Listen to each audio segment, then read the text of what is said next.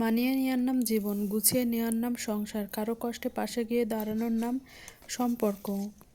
Hello everyone, আসসালামু আলাইকুম সবাইকে। যারা আমার ভিডিওটি দেখছেন আশা করি সবাই ভালো আছেন। আলহামদুলিল্লাহ আমরাও ভালো আছি। প্লিজ লাইক দিয়ে ভিডিওটি শেষ পর্যন্ত দেখে নেবেন, আশা করি ভালো লাগবে।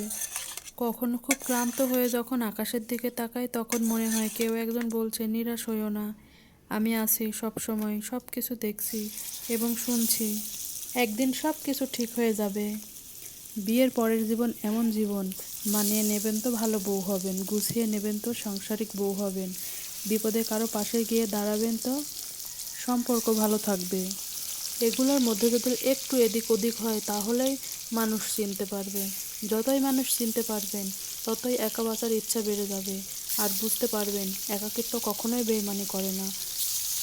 জীবনটা বড় অদ্ভুত, যতটা অদ্ভুত ততটা কঠিন। পাহাড়ের ওপর দাঁড়িয়ে আকাশটা যেমন কাছে মনে হয়, কিন্তু যতটা কাছে মনে হয় ততটা কাছে নয়, তেমনি আমাদের জীবনও যতটা সহজ মনে করি ততটা সহজ নয়।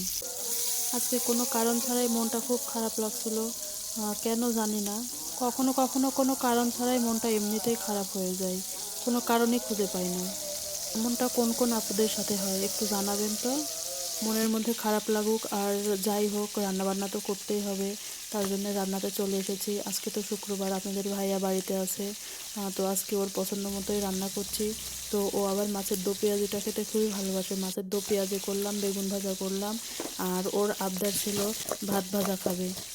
তো ওর জন্য দুপুরবেলা ভাত ভাজাও করে নিয়েছি।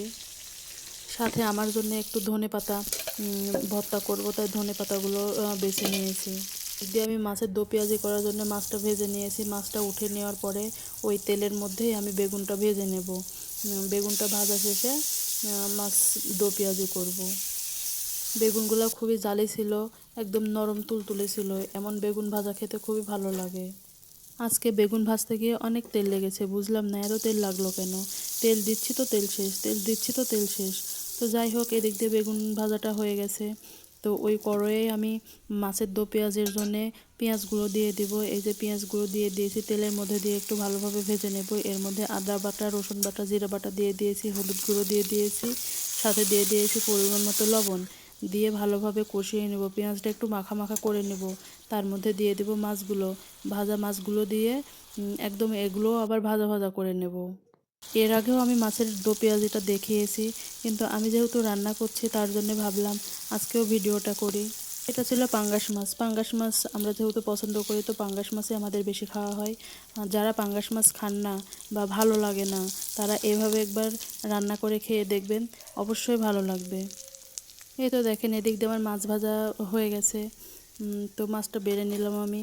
এখানে ধনেপাতা ভর্তা করব, তাই ধনেপাতা দিয়ে দিয়েছি। অল্প একটু ধনেপাতা ছিল, তার জন্যে ওর মধ্যে আমি কয়েকটা সিম দিয়ে দিয়েছি। আর এদিকে ভাত ভাজা করব, তার জন্য ভাত ভাজার মধ্যে ভাজা মরিচ দিয়ে ভাতটা ভেজে নিচ্ছি। এটা আপনাদের ভাইয়ার খুব পছন্দের খাবার, আজকে ওর আবদার ছিল এটা খাবে, তার জন্য করে নিলাম এটা। এই তো আমি এখন উঠিয়ে নিচ্ছি। আজ দুপুরের খাবার বড়লোকের ফ্রাইড রাইস, গরিবের ভাত ভাজা, যাই বলেন একই খাবার।